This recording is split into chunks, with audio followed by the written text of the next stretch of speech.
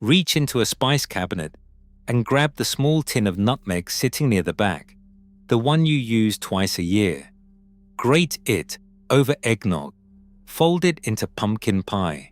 It takes about half a teaspoon to flavor an entire dessert for a full table of people. In 1621, on a cluster of volcanic islands in what is now Indonesia, the Dutch East India Company massacred nearly the entire population of the Banda Islands, roughly 15,000 people, to secure control of that half a teaspoon. Then they traded away their claim on an island in North America, a place called Manhattan, because this spice was worth more to them than what Manhattan would become. That was the disaster. But Nutmeg's story starts long before any of that, on a handful of islands nobody in Europe could have pointed to on a map. The Banda Islands sit in a warm, shallow sea east of Java, 11 small volcanic specks, some barely a mile across. For most of human history, they were the only place on Earth where the tree Myristica fragrans grew wild. It did not grow alone. It needed rich volcanic soil, steady heat, and the shade of a neighboring tree called the canary, whose broad canopy shielded the young nutmeg from the wind and the worst of the sun. Alone, the tree does not thrive. It needs a partner. That detail alone tells you something about where this story is headed. The fruit itself looks nothing like what ends up in a spice jar. It is pale yellow, shaped like a small pear, and when it ripens, it splits open along a natural seam. Inside is a seed the size of a large olive, glossy, dark purple-brown, wrapped in a bright red lace-like membrane. That membrane is mace. The seed is nutmeg. 2 spices, 1 fruit, growing wild in a handful of remote valleys and nowhere else on Earth. The Bandanese themselves were not passive suppliers waiting to be discovered. Long before any European ship found these islands, Bandanese sailors ran their own trade network, paddling long war canoes called kora-kora, crewed by dozens of rowers, out across the Banda Sea to swap nutmeg and mace for the food their own volcanic islands could not grow. Malay traders carried it onward, then Indian traders, then Arab traders, who by roughly the 6th century controlled its entry into the Mediterranean world almost completely. By the time nutmeg reached a Roman or a Venetian table, it had passed through so many hands that nobody in Europe had any real idea where it came from. That was not an accident. Arab merchants guarded the secret on purpose and told fantastic stories to protect it. Tales of enormous birds that guarded nutmeg groves on impossibly high cliffs, daring anyone foolish enough to ask too many questions. It worked for centuries. The physician Ibn Sina, writing his medical canon around the year 1025, prescribed nutmeg mixed with quince juice for a weak stomach, and by then it was already a fixture of the medicine chest as much as the kitchen, hauled across deserts and oceans by people who had never once seen the tree it came from. Venice became the European gateway for the whole trade, buying from Arab middlemen and reselling at a markup nobody in Venice ever had to justify to anyone. Nobody who bought nutmeg in Genoa or London or Antwerp could have told you it grew on a scatter of islands roughly the size of a small city, tucked behind Java. Nobody knew the tree needed a companion tree just to survive. All anyone in Europe knew was that this spice was rare, that it smelled like nothing else, and that people would pay almost anything for it. That secrecy was the whole business model, and it was about to fail. In 1512, a Portuguese expedition under a commander named Antonio de Abreu, with a lieutenant named Francisco Serrao, finally sailed far enough east to find what centuries of Arab traders had hidden. They reached the Banda Islands and filled their ships to the point of overloading with nutmeg and mace. Serrao never made it home. His ship broke apart on a reef and he spent the rest of his life stranded in the nearby Moluccas, an advisor to a local sultan. But the secret was out. Europe now knew where nutmeg grew. What followed was not modest curiosity. It was a frenzy. Physicians across Europe believed nutmeg could ward off the plague, and people wore small pouches of it around their necks, tucked against the skin, hoping the smell alone might keep the sickness away. Legend holds that before one coronation, the Holy Roman Emperor Henry VI had nutmeg scattered through the streets of Rome, just so the city would smell sweet for the occasion. Whether that particular story is exactly true or slightly embroidered by later chroniclers, it captures something real. Nutmeg had become a luxury so extravagant that people associated it with power itself. The numbers back up the legend.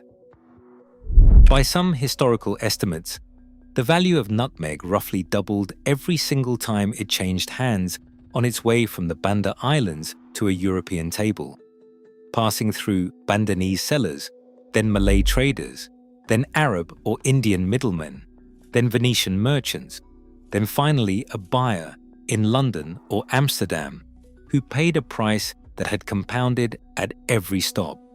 Picture a seed no bigger than an olive, worth almost nothing on the dock in Banda, arriving in Europe worth a small fortune. European traders were known to sell it at markups approaching 6,000%, an extravagance that made nutmeg a symbol of wealth as visible as a gold ring on a merchant's finger. And the people actually growing it were not helpless. The Bandanese orang kaya, the island's merchant elite, ran something close to a self-governing trading republic. They dealt with Malay buyers, Chinese buyers, Arab buyers, and soon enough Portuguese, Dutch, and English buyers all at once, refusing to lock themselves into an exclusive deal with any single power. From their perspective, that was simply good business. Spread your buyers out. Never depend on one customer. It had worked for generations. Portugal, meanwhile, was stretched thin across an empire that ran from Brazil to Goa to these tiny islands. And by the early 1600s, it was quietly outsourcing much of its Asian spice distribution to Dutch shipping merchants who were hungrier, better financed, and increasingly unwilling to remain junior partners in someone else's trade. Those Dutch merchants were about to organize themselves into something new, a joint stock company with its own army, its own fleet, and a singular obsession with turning a scattered, competitive spice trade into an airtight monopoly. The Bandanese strategy of playing everyone against everyone had worked against traders. It was about to run into something that was not just a trader. The Dutch East India Company, founded in 1602, wanted more than a share of the nutmeg trade.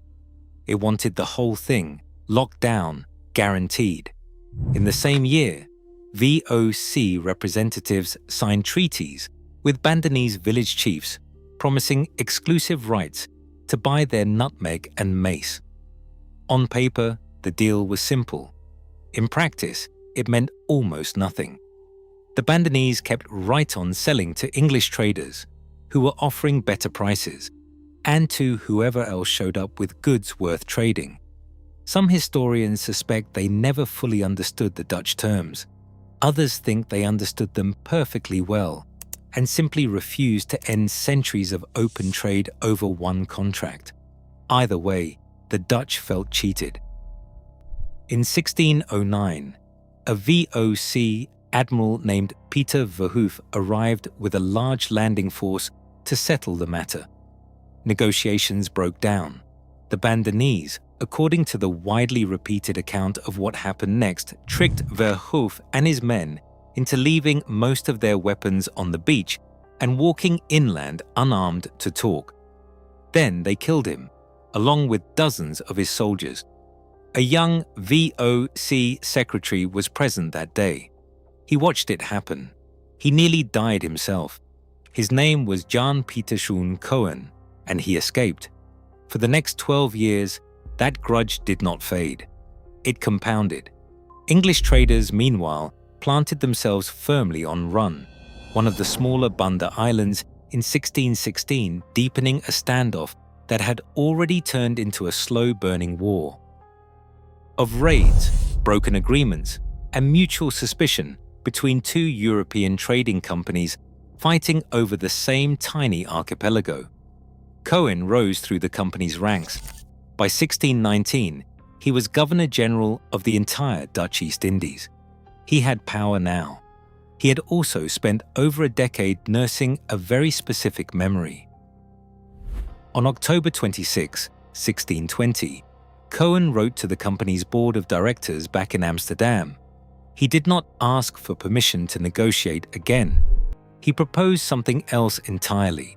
To deal with Banda properly, he wrote, it would be necessary to subjugate the islands completely and repopulate them with other people, not persuade them, not outtrade them, replace them.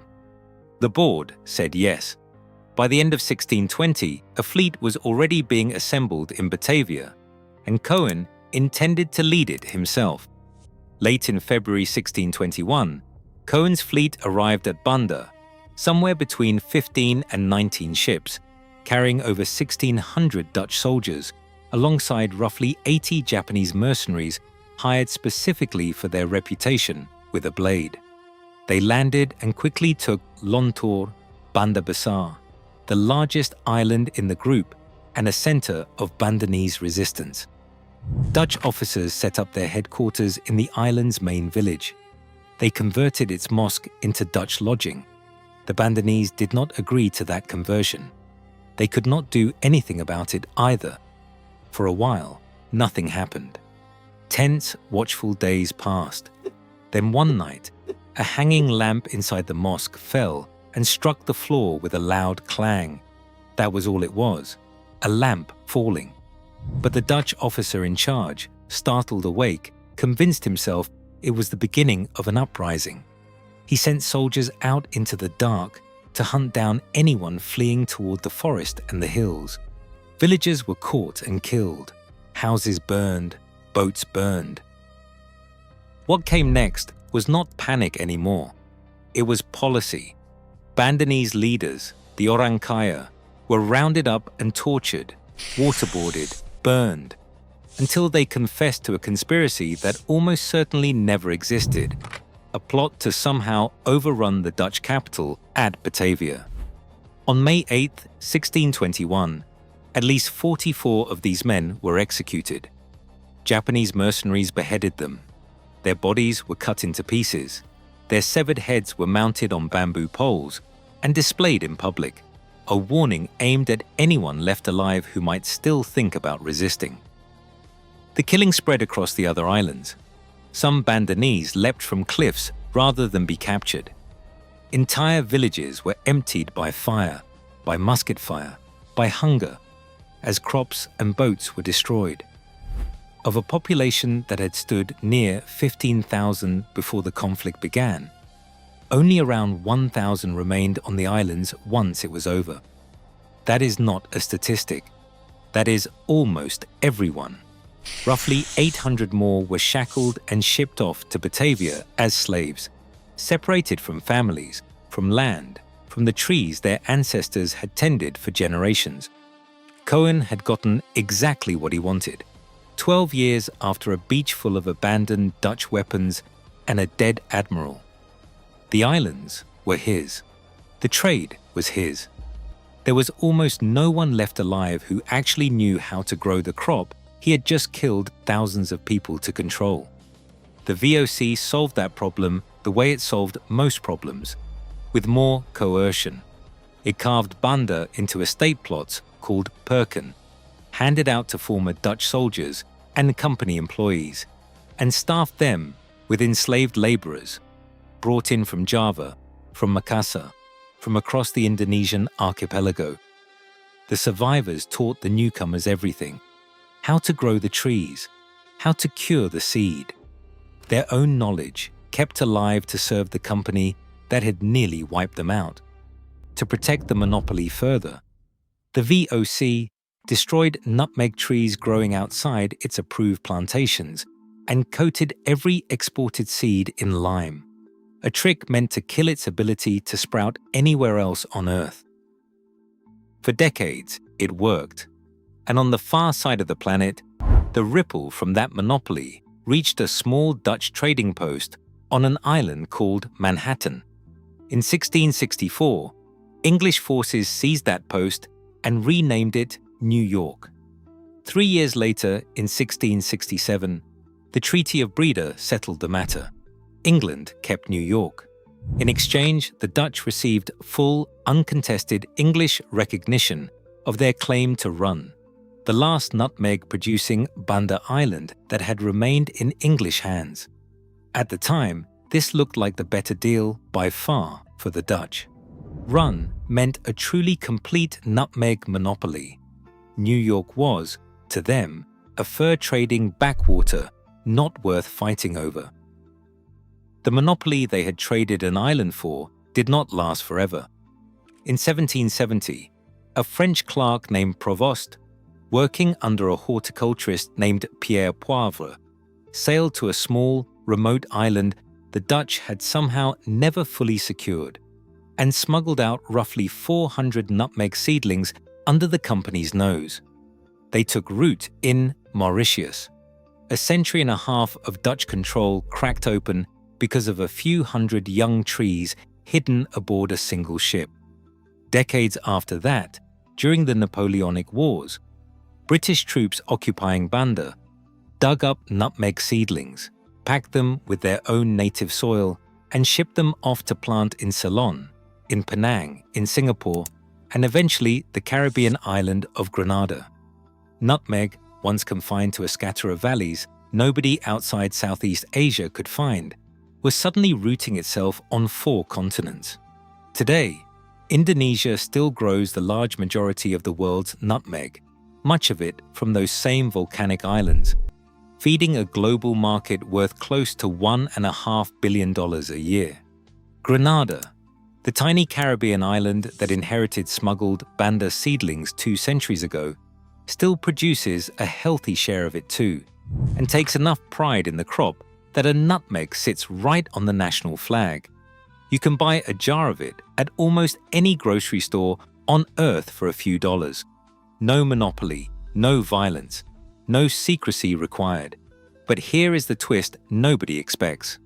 According to a formula leaked to public radio in 2011, and echoed decades later by chemists who ran the actual drink through a mass spectrometer, nutmeg oil is among the flavor compounds inside Coca Cola's most closely guarded secret, something insiders call Merchandise 7X. Coca Cola has never confirmed it. What the company will confirm is this. Since December of 2011, its real formula, whatever it contains, has been kept inside an actual vault at the World of Coca Cola in Atlanta, protected by a hand scanner. Only 2 employees know the complete recipe at any given time. They are not permitted to fly on the same airplane. The exact spice that a Dutch governor-general once wiped out an entire island's population to lock down may still be locked down today, in trace amounts, inside one of the most secretive recipes on the planet, sipped by people who have never once thought about where it came from.